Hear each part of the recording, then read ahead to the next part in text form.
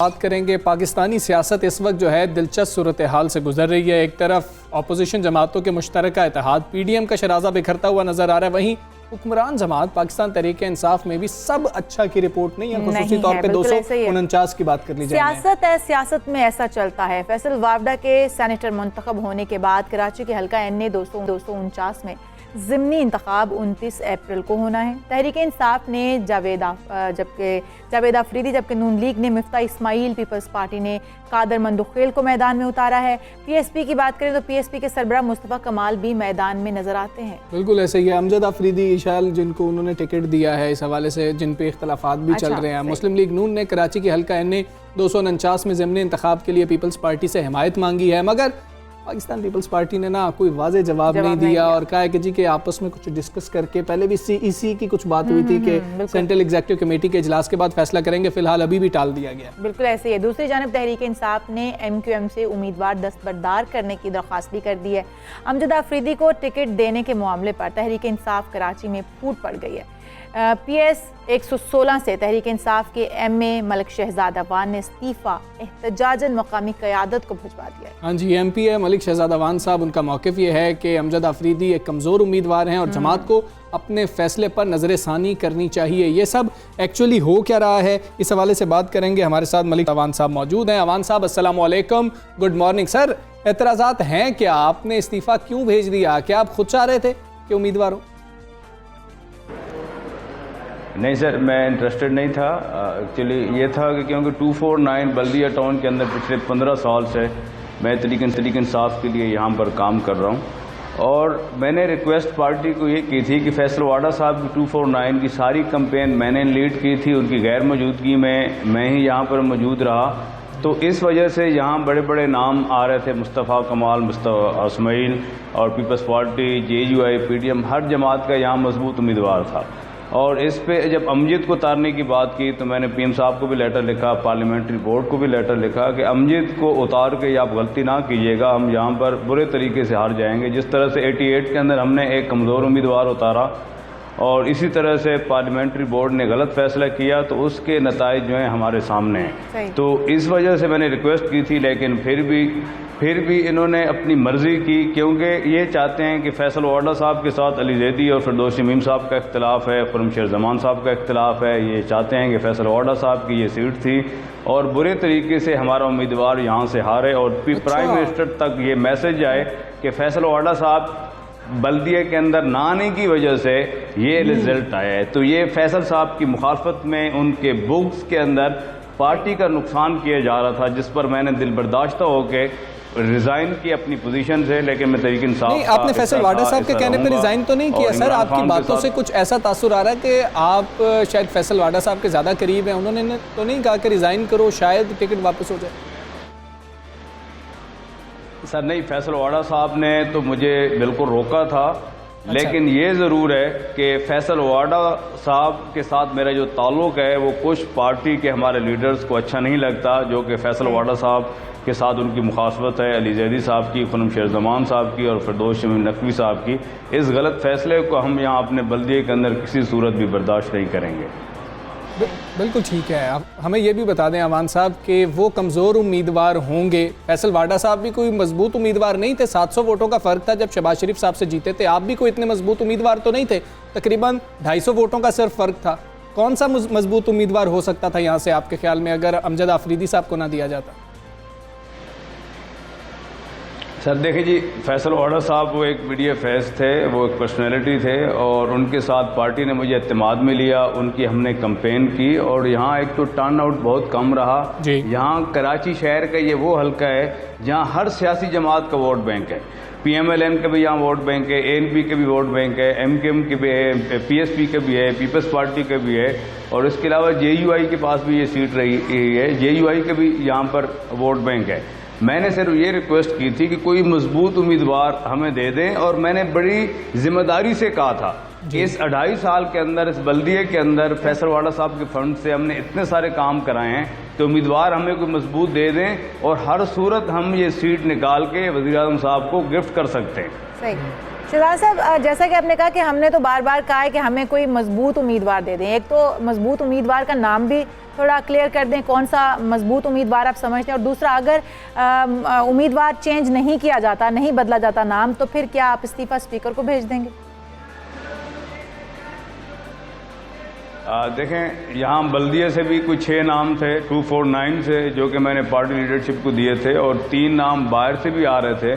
तो मैंने 2 दिन पहले उनको ये भी कहा कि अगर आपने 249 बल्दिया से किसी को नहीं लड़वाना तो भले हमें आउटसाइडर दे दें, मजबूत उम्मीदवार दे दें। अगर ये मेरी बात नहीं मानेंगे, अभी टाइम है, मुझे गवर्नर से इमरान इस्माइल साहब ने यकीन दहानी कराई है, आज मेरी उनसे 2 बजे की मीटिंग भी है।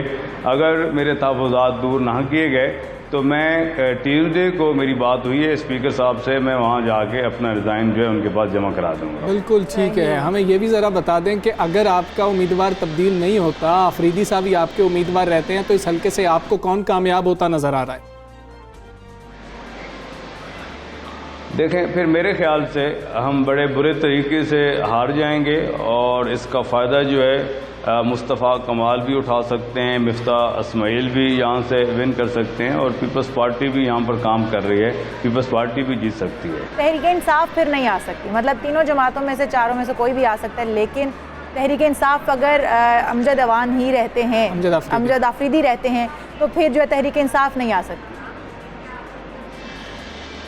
जी, इसलिए कि अमजद अफरीदी नहायत ही कमज़ोर उम्मीदवार हैं। वो 2015-16 के अंदर बल्दियात के इलेक्शन लड़े, वो अपने यूसी का इलेक्शन हार गए, 4थे नंबर पे आए, 5वें नंबर पे। अच्छा। जनरल इलेक्शन के अंदर 112 से वो सूबाई असम्बली का इलेक्शन लड़े, वो बुरे तरीके से वहाँ हार गए। मैं तो हैरान होता हूँ पार्लियामेंट्री बोर्ड के अंदर जो लोग थे कि उन्होंने इतने फैसलवाड़ा के बुक्स में जाके ये फैसला किया कि इस हल्के की सीट हार के पीएम साहब तक ये मैसेज जाए कि ये फैसलवाड़ा की परफॉर्मेंस ना होने की वजह से उन्होंने डिलीवर नहीं किया, बल्दिया के लोग फैसलवाड़ा से नाराज थे, जिसकी वजह से ये रिजल्ट निकला। अच्छा ठीक है, अवान साहब एक तो हमें ये बताएं कि फैसलवाड़ा साहब से एतराज़ क्या है लोगों को जिनको इख्तलाफात है? बहुत बड़े नाम आपने लिए जिनको इख्तलाफ है। दूसरा, अगर इन लोगों को इख्तलाफ था तो उनको सेनेटर का टिकट कैसे मिल गया उसी पार्लिमानी बोर्ड से, या पार्लिमानी बोर्ड कुछ मुख्तलिफ है?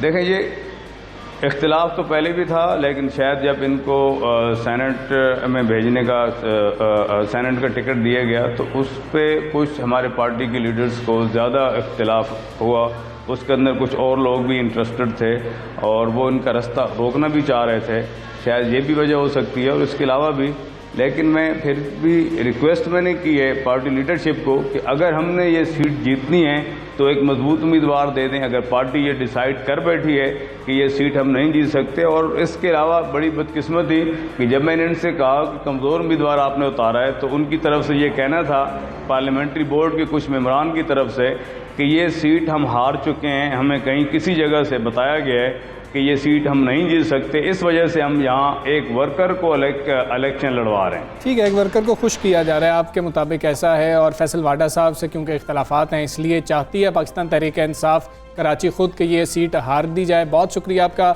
शहजाद अवान साहब हमारे साथ थे, जो कि पाकिस्तान तहरीक इंसाफ के MP हैं। जी हाँ, और अब आगे बढ़ते हैं। मेरे ख्याल में हमजा जनूबी पंजाब की कुछ बात कर लेते हैं। जनूबी पंजाब सूबे का सुहाना ख्वाब कभी पूरा होगा, ये एक सवाल है। मुल्क में जितनी भी हुकूमतें इक़्तिदार में आती रहीं, उन्होंने जनूबी पंजाब के अवाम की महरूमियों की बात की कि इनको दूर किया जाएगा, लेकिन अमली तौर पर इस सिलसिले में कुछ भी होता हुआ नज़र नहीं आ रहा। हाँ जी, जिसके नतीजे में वहाँ के अवाम पसमानदगी से बाहर नहीं निकल सके। पाकिस्तान तहरीक इंसाफ की हुकूमत आई, एक उम्मीद बंधी कि पाकिस्तान तहरीक इंसाफ का जो नारा है, फिर कुछ सेक्रेटेरिएट की बात हुई, सेक्रेटेरिएट कायम करने की बात हुई, भावलपुर और मुल्तान का मामला था, वज़ीर आला पंजाब वहाँ पर जाते भी रहे, लेकिन अब कुछ अच्छी खबरें नहीं आ रही हैं। अब उन सेक्रेटेरिएट को भी लाहौर सेक्रेटेरिएट के मातहत कर दिया गया है कि इनका नज़्म-ओ-ज़ब्त जो है या निज़ाम जो है वो लाहौर सेक्रेटेरिएट ही चलाएंगे। तो उससे जो आवाम की उम्मीदें बंधी थी जो पाकिस्तान तहरीक इंसाफ की हुकूमत से, वो किसी हद तक टूट गई हैं। हाँ बिल्कुल, इसमें हम सदाकत भी जानेंगे कि कितनी सदाकत है, क्या वाकई ऐसा किया भी जा रहा है, नहीं किया जा रहा। पाकिस्तान तहरीक इंसाफ हुकूमत के मौजूदा दौर में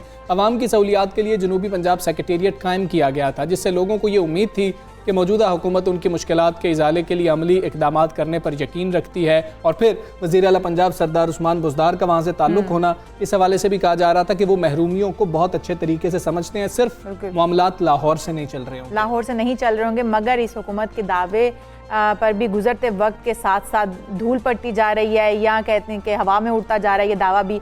अब इतलात के मुताबिक अगस्त 2020 में कायम किए गए जनूबी पंजाब सेक्रेटेरिएट को लाहौर सेक्रेटेरिएट के मातहत बाकायदा तौर पर कर दिया गया है। ज़राए का कहना है कि additional chief secretary south Zahid Akhtar Zaman को पहले ही बाहर तैनात कर दिया गया। कहा जा रहा है कि वो नाराज़ हो गए थे कि आप क्यों मातहत कर रहे हैं और इस तरह की खबरें आ रही थी, जबकि जनूबी पंजाब के महकमों के सेक्रेटरीज़ को लाहौर में अपनी मुतल्लिका महकमों में सेक्रेटरीज़ के मातहत बना दिया गया है। पहले जो एडिशनल चीफ सेक्रेटरी साहब थे वो डायरेक्टली वज़ीर आला पंजाब को रिपोर्ट करते थे। तो ये वाले कुछ मामला थे जिनको शायद वापस लिया जा रहा है। अभी पूरी तरह तो ये सेक्रेटेरिएट फाल भी नहीं हुए थे। पहले जनूबी पंजाब सेक्रेटेरिएट के secretaries additional chief secretary south के तवस्सुत से बराह रास्ता वज़ीर आला को रिपोर्ट करते थे। अब किसको रिपोर्ट करेंगे, क्योंकि एडिशनल चीफ सेक्रेटरी शायद आज की तारीख में कोई भी नहीं है। ये भी सवाल उठ रहे हैं इस हवाले से। तो इस हवाले से मजीद जो है वो हम बात भी कर लेंगे। हमारे नुमाइंदे आसिफ जो इस वक्त जनूबी पंजाब के सेक्रेटेरिएट के बाहर मौजूद हैं।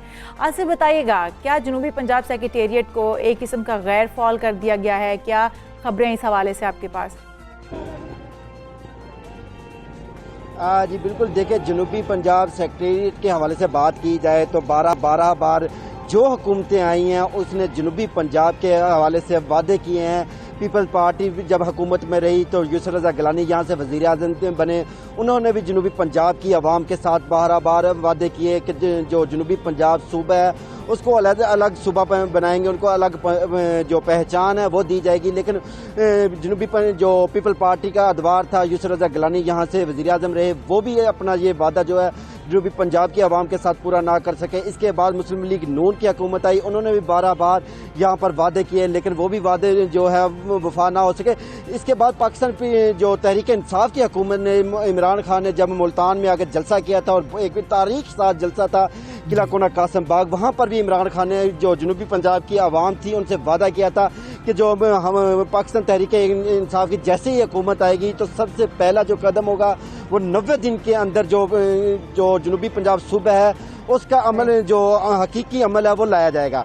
लेकिन पाकिस्तान तहरीक इंसाफ की हुकूमत के भी 3 साल मुकम्मल होने को है, लेकिन अभी तक ना तो वो सूबा बनाया गया, जबकि सेक्रेटेरिएट बनाने की बातें ज़रूर की गई थी, लेकिन सेक्रेटेरिएट भी अभी तक फाल ना हो सका, गैर फाल है। यहाँ पर सेक्रेटेरिएट के हवाले से बात की जाए तो कुछ सेक्रेटरीज जनूबी पंजाब के हवाले से कुछ सेक्रेटरीज तैनात किए थे, जो कि बहावलपुर और मुल्तान में जो सेक्रेटरीज तैनात किए जाने थे।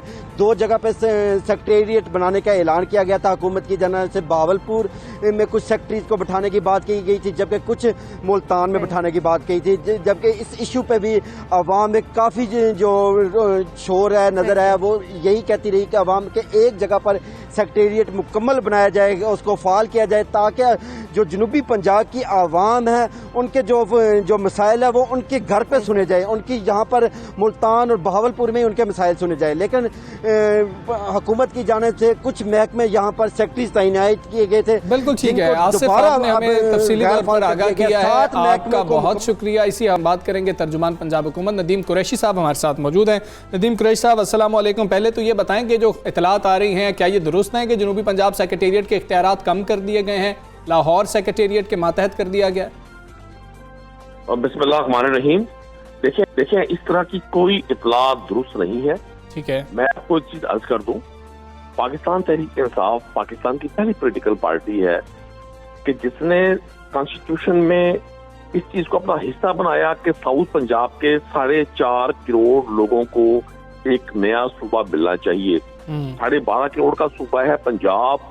इतनी बड़ी पॉपुलेशन को लुक आफ्टर करना, इसके मसाइल को हल करना, इसके अवामुल नास के लिए पब्लिक वेलफेयर के तमाम मनसूबाजात को पाया तकमील तक पहुंचाना कतई नामुमकिन है।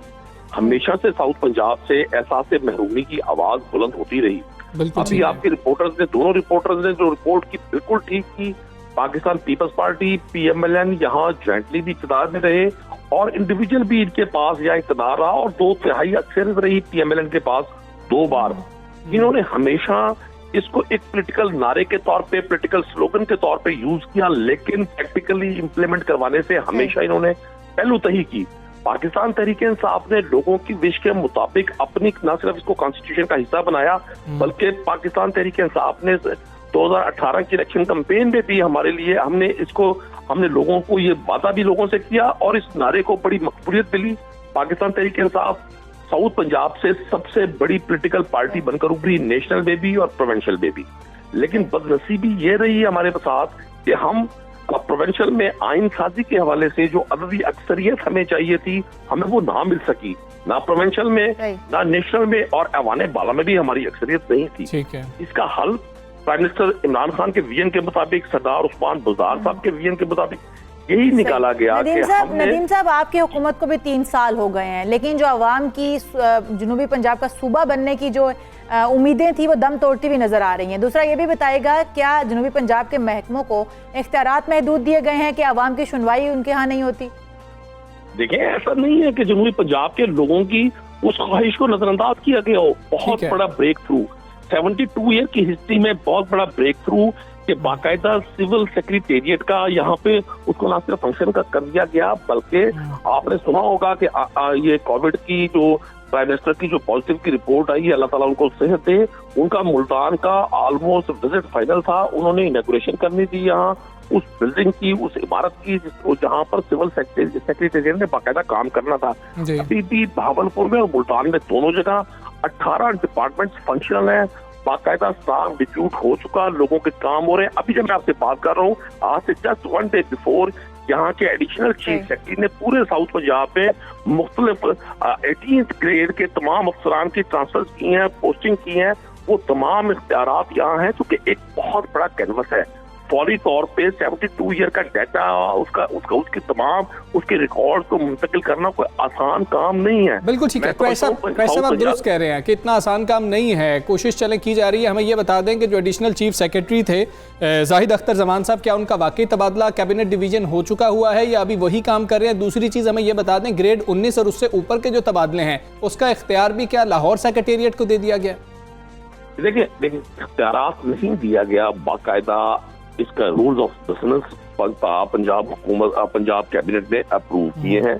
मैं आपको 2 चीजें आपको अर्ज कर दूं। आपने बड़ा ये अहम आपने ये प्रोग्राम का हिस्सा बनाया, साउथ पंजाब के लोगों की ये बहुत बड़ी विश थी, और जितनी भी इस हवाले से अफवाहें गर्दिश कर रही हैं, मैं उन सबको कैटेगोरिकली मुस्तरद करता हूँ। साउथ पंजाब के बाकायदा जितने सेक्रेटरीज है, और जहां तक आपने एडिशनल चीफ सेक्रेटरी की बात की, देखिए ट्रांसफर पोस्टिंग रूटीन का हिस्सा होती है। ऐसा नहीं है कि यहाँ एडिशनल चीफ सेक्रेटरी अगर ट्रांसफर हो गए हैं और दूसरे ऑफिसर की तैनाती मुतवक्के है तो खुदा न खास्ता इसकी वर्किंग में कोई फर्क पड़ेगा। मैं आपको बिल्कुल वाज़ेह बता रहा हूँ कि प्राइम मिनिस्टर इमरान खान का, और बिलखुसूस यहाँ हम शाह महमूद कुरैशी साहब का भी नाम लेंगे, क्योंकि वो मुल्तान से हैं, उनका भी बड़ा रोल है इस सारी एक्टिविटी में। और साथ साथ वज़ीर आला उस्मान बुज़दार ने भरपूर तरीके से इस सारे मरहले को तकमील करवाने में अपना रोल प्ले किया है। आप देखेंगे कि आने वाले दिनों में इंशाअल्लाह ताला ना सिर्फ साउथ पंजाब सिविल सेक्रेटेरिएट की बिल्डिंग का इफ्तिताह भी इमरान खान खुद करेंगे, और बाकायदा यहाँ साउथ पंजाब के लोगों के जो मसाइल हैं, उनकी जो इश्यूज है, वो साउथ पंजाब में ही हल होंगे, मुल्तान में और भावलपुर में हल होंगे। इसको बिल्कुल ठीक है जी। नदीम कुरैशी साहब, बहुत शुक्रिया आपका। सुबह सवेरे पाकिस्तान से आप बात करें, और उनका इशाल यही कहना है कि इख्तियारात जो हैं उस तरीके से लाहौर मुंतकिल नहीं किए गए हैं, और यहीं पर सारे काम हो रहे होंगे जनूबी पंजाब से। बिल्कुल ऐसा ही है। यहाँ पर एक ब्रेक ले लेते हैं हमजा, मेरे ख्याल में। ब्रेक के बाद आपको फिर मिलते हैं। Stay with us.